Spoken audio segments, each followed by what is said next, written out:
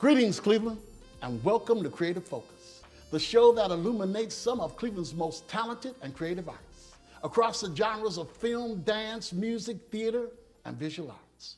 I'm your host, Cornell Calhoun III, and today I'm thrilled to have as our guest on Creative Focus one of the most talented and sought-after performers in the business, Mr. Darryl Tatum. Darryl, welcome to Creative Focus. Let's chop it up. Any cars here? For the audience who may not know, when you do a play or a film and it's a bonding experience for you and some of the cast, and some cast you really get close to. And so a lot of times you pick out a line, and whenever you greet each other, you say that line. So whenever I call Darryl or he calls me, the first thing we say is, "Any cars here?" So that's how that operates. In fact, we first worked together in a production of Jitney by August Wilson, directed by the one and only Mike Oatman at the New African Theater. And that's where that line came from, the part of Jitney. What do you remember? You remember anything about that stood out about that production for you? About that production? Well, that was the production because that's how I met you. My brother gave you my phone number, right? You gave it to Mike, right? And I came in and read for Mike, and that was my introduction to basically the greater Cleveland acting community. Community. Okay. Yeah. Okay. Mm-hmm. So how did all this get started for you? How did this all pan out?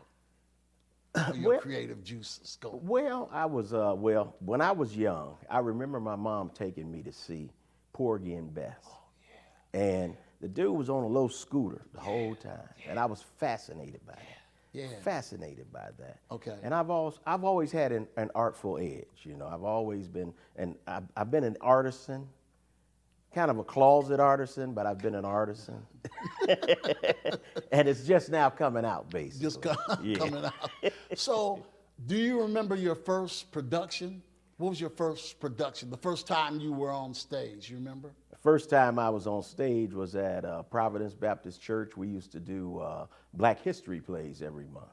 And we did a Black History play with the great kings of Africa. And I was Suni Ali Bear, King of Africa. You still remember those lines, yeah. Huh? Yeah. Was it a big cast? Back then, our cast, we had about 20 people. Oh, that's a Yeah, large cast then. Yeah. And then from there, you just started to... From there, I went into, there was a young lady at the church who had written a play, and she went out on her own doing independent plays, and I did independent plays with her for 10 years. It was called God, I Owe You Productions. Okay. Yeah, and we did plays for 10 years from like 2004 to 2014. What was one of your most memorable productions? One that stands out for you, that you think you really, really nailed it? I think for me, Gem of the Ocean, when I played Caesar, and then King Hedley, when I played Elmore. Those are two that stand out for myself in terms of performance. What about you? Okay. Is it something? As a performance, I think Fences was probably something that'll stick with me for a while. Doing Troy Maxim. Right. Yeah. Doing Troy. Because I didn't do it like Denzel did it. Okay. Or like James Earl Jones did it. Okay. Because Denzel was venomous the whole time. And what I tried to do was scaling back in the first act, and Tony Sias, we went at it about that a little. Okay. But then I tried the second half of the play, I tried to bring the venom in. You actually did that twice too, didn't you? Yes, I did it at Aurora Community Theater. Right. And I did it at the Caramel House. And Mike Oatman directed the Aurora. Yes. Yeah. And Tony Sias directed in Caramel. Yeah. And Logan, my superstar Logan Williams, she was in both of them. She was in both, yes. You know, what do you enjoy most about performing, Darryl? I mean, what really triggers your soiree, man? You know, I like the camaraderie that the company builds because that is what determines how this play is going to go off opening night. Now, it'll change after opening night, but that first vision is the camaraderie that the company builds. You know, if there's a shaky camaraderie, you still have work to do, you know, as the production goes on. Right. But if you have a solid camaraderie at the beginning, then as the production goes on, you get to do other things, you know, as an actor. You know, you get to bring other things out of other actors, you know, and the play changes for the actors, you know, not so much for the audience, because there are little underlying things that you can continue to work on and build on. You know, the play changes almost every night. Yeah. And a lot of times your performance changes because the audience dictates, you know, a lot of what happens in a stage play. Yeah. You know, recently I had the pleasure of working with Darryl in Ma Rainey. I think I've got a shot of Ma Rainey that we can look at Caramoo in the fall. I was injured, and you had to dress me every night. In the opening weeks, you know, you had to tie the bow tie, you know. So, what do you remember about that performance of Ma Rainey? What do you remember about it, and what do you enjoy about that show? Ma Rainey had one of, I would have to say, the best companies that I was a part of. There were just top-notch actors in that company. And there was a lot of camaraderie. And we had, there were long scenes, but they didn't seem long because they flowed so well, because everybody was on point. It was a great time. It was a great time.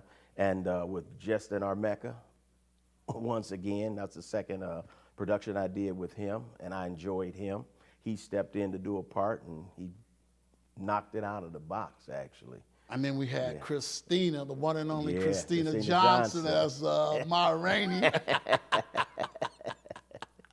Slow drag, go give me my Coca-Cola. Every night I asked her for a Coke, and she never would give me one. She had 3 or 4 Cokes every night. How many shows we did? 20 shows, you know? What do you think determines, what brings a performer back to the theater again and again and again, do you think? For me, it's the audience, because I love the audience. And I love the fact that, like you said there, audience react different. You know, you have to kind of feel your audience and know your audience, and it kind of dictates your performance. And that's one of the things that I really love about theater, is that live audience. And that being in that live audience is so unforgiving. Yeah. Once you lay it down, that's it. You know, and in film, you get to do it over until you get it like they like it. Right. But with that live audience, one shot. One shot. Is there anything that you do prior to going on stage? I know a lot of performers have different idiosyncrasies that they do before they hit the stage for their performance. Is there anything that you do naturally or? I walk sometimes. Okay. Sometimes I walk. Okay. I walk because people always say, well, you shouldn't get nervous, but there's always a nervous tick in there. Oh, yeah. And I have to have that. Yeah. Because that keeps you from being too overconfident. That keeps you on your toes, keeps you on your game. I've had directors tell me that if you're not nervous, you're not ready. Exactly. You know, if you're not nervous, you're not ready. Is there what process do you use? Because the audience may be interested in learning lines. I mean, because I know everyone learns lines differently. I use a tape recorder. Right. I use straight memorization. I take my first line and go all the way to the end of the script with my last line. I don't use the radio when I'm in a production. Whenever I'm traveling from A to B, I'm going over my lines. What's that process like for you? Straight memorization is my favorite technique because I've always remembered stuff. Okay, so you just got a good memory. So yeah, and so that's my first technique that I go to. And then when I got to a script like Fences, I recorded it. Okay. And I would listen to the recordings and do my memorization because that was such a huge script. Oh, yeah. You know, it had the monologues and everything in it, and so I had to prepare a little different than I usually do. Now, who are some of the actors that you enjoy working with? Working with. Or it doesn't matter. You can, you can, I mean, I know you can work with anyone, Right. but I mean, a lot of times, I love being on stage with you. Right. I love being on stage with Prophet, say. Right.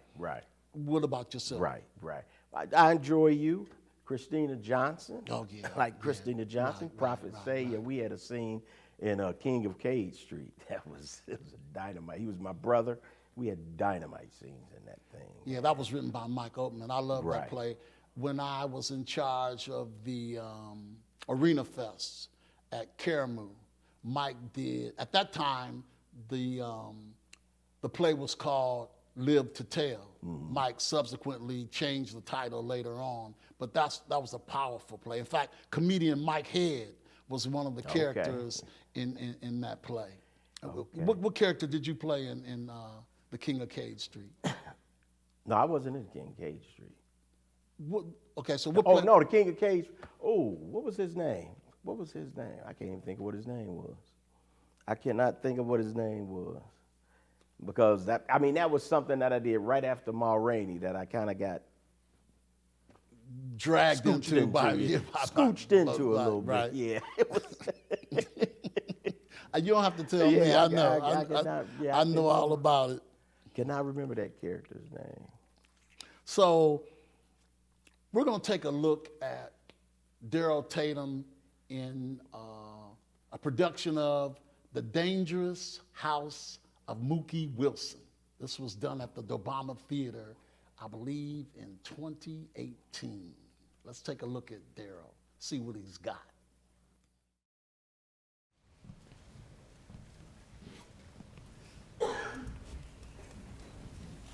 It was late summer, 1954, Cleveland, Ohio.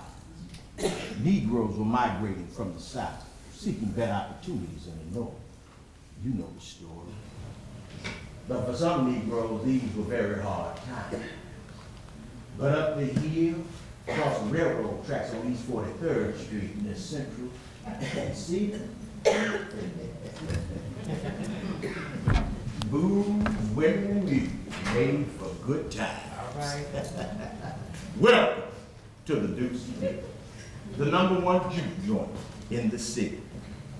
We're progressive in decor, style, and music, and very dangerous since some of the most notorious gangsters frequent on a regular basis. Mookie Wilson was a gangster and part owner of the Deucey-Doo with his cousin Bear.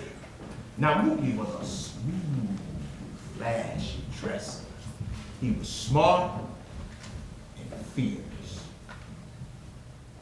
When he was 16, the Rosario brothers of Little Italy made him a runner. Then they put him in charge of one of their numbers houses. Mookie would later open the Deucey-Doo with their blessing. Mookie handled the booze and the gambling. And Belle handled the food, the music, and the monies. She sang so sweet, some folks called her Queen. Queen of Song. She also helped raise Mookie's 3 daughters. They called her Nana. The twins are as different was night and day. Darryl, a red bone ball of fire. And Delilah, the essence of sweetness, and also hope. Delilah's in the family way. Her beau is an army boy, goes by the name of Benjamin Burgundy. Now, the twins' mother was rumored to be a white socialite. Eva Davis Bluestone, who Mookie had fling with some years back. Then, there's Tracy, who everybody calls Danger. Now, Tracy's mother is the infamous Tracy Lodensport. She runs a popular juke joint in Toledo, Ohio. Danger's always talking about leaving Cleveland on one of them fast trains.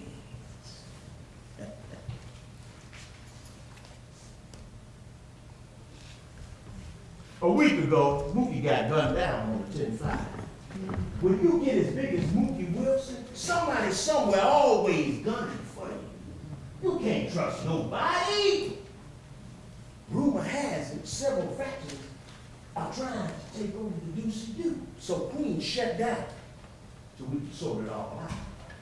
Now we wait, staying close, careful.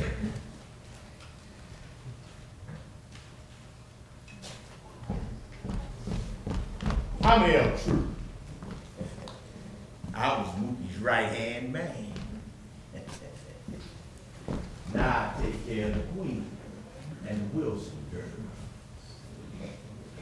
That Queen is a special one. Real special.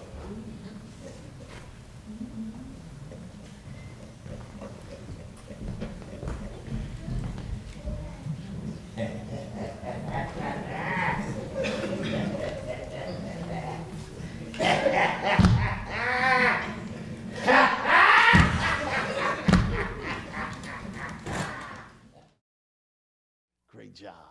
So, Darryl, what do you remember about the character of L. True in the Mookie Wilson? L. True was a true gangster. He was a true gangster. He cared very little about anybody other than himself. Other than himself. He was just a street guy. And he made his demise. He made his demise. Yeah, he did make his demise. but I live by the sword, you die by the sword. Yeah. If you had a dream character to portray, what would he be? Is there something that you want to do? I mean, you get all kind of roles. But I've always admired you as a performer because, I've directed you, I've performed with you. But when I saw you in Paradise Blue at Caramoo, I was like, man, this cat is better than me. Well, thank you. So is there a dream character that you would like to portray? I like characters where I can have a little comic relief in my character. Okay. That's what I like. I'm not the serious actor unless I have to be. Okay. I like the comic relief. Okay. Do you have a preference, theater or film? Does it matter to you? I like theater better than film. And wow. I like theater because, like I say, it's so unforgiving. It's so unforgiving, What's interesting about that is I've had other performers on the show who performed in both film and theater, and they always say they're about the same. You're the first one that chose. So again, why do you like the stage better than film? I love the audience. I love the live audience, and I love what they give. In that jitney, when we did jitney, my part was small. Michael Oldman expanded it a little bit. He allowed me to break the fourth wall, and I walked out into the audience, and this is something that I'll always remember because I was throwing money at the audience. Yeah, I remember that. And my father was sitting on the end seat. I took a $5 bill and put it in his shirt pocket. Now, at the end of the show, everybody gave the money back. My father told him, Darryl gave me that. I'm not giving that back. Wow, that's funny. Do you have like an ultimate goal for either theater or film or just as a performer? I mean, is it something that you want to achieve in either? I think one thing that I would really like to do is to do commercials. Do commercials. So what type of products would you like to promote? I can sell anything. I'm from Cleveland, man. What's interesting is, you said you really like comedy more so than drama. That's the total opposite of me. I would love to do a dramatic piece as opposed to comic piece. So we're gonna take a shot of Darryl in the award-winning film Van's Ice Cold Lemonade. Where's Van? He ain't here. I'd like an ice cold lemonade. That'd be $2. The sign say $1. That's Van's sign. My sign says $2. I don't see another sign. I didn't put it up yet. You got any water? $3. A bottle? I can put it in a cup, but if I put it in a cup, it's $4. How does water cost more than lemonade? How does Mercedes cost more than Chevy? It's all on how you place your value. What? That's crazy. This to you? Now see, that's you. What did you enjoy about that film? That film won multiple awards. That film was so funny because those little girls beat us up. I'm telling you. Logan and them were at the top of their game. And Logan, I think Logan might have been 9 or 10 in that that film. That film's about 3 or 4 years old. Right. And I love that film. I love that film. We actually did that for the 48-hour film festival, and Christina Johnson was also in that film. Yes, she was. Yeah. So what can we expect from Darryl Tatum in the future? Oh, well. What projects do you have online for us? I have a 10-minute. They did the 10-minute little play monologues. I have one of those coming up at the Obama. Okay. When That'll will that be? the weekend of June 16th, I believe. Okay. Yeah. Okay. And then we're gonna do Hey Siri, Mary Weems. Dr. Mary Weems. Yeah. Dr. Mary Weems is my next guest on June the 14th. Yeah. Yeah, we're gonna do her Hey Siri, and that'll be in the Borderlight Festival yes, coming up. Okay. And I'll be doing that out of Playwrights Local. Okay. Yeah. Okay. And that's it. That's it. it. That's That's so it for far. now. So Yeah. far. Yeah, Because you that's get it for calls now. all the time, right? I do. Yeah, you do. You're just too modest. So, hey, I want to thank you for hanging out with me today on Creative Focus. My special guest, Darryl Tatum. So that's it, Cleveland. We're out. But remember, a true artist is not only inspired, but inspires others. I'm Cornell Hubert Calhoun III for TV 20 and Creative Focus. Until the next time becomes our time. Cleveland, be well. Be safe.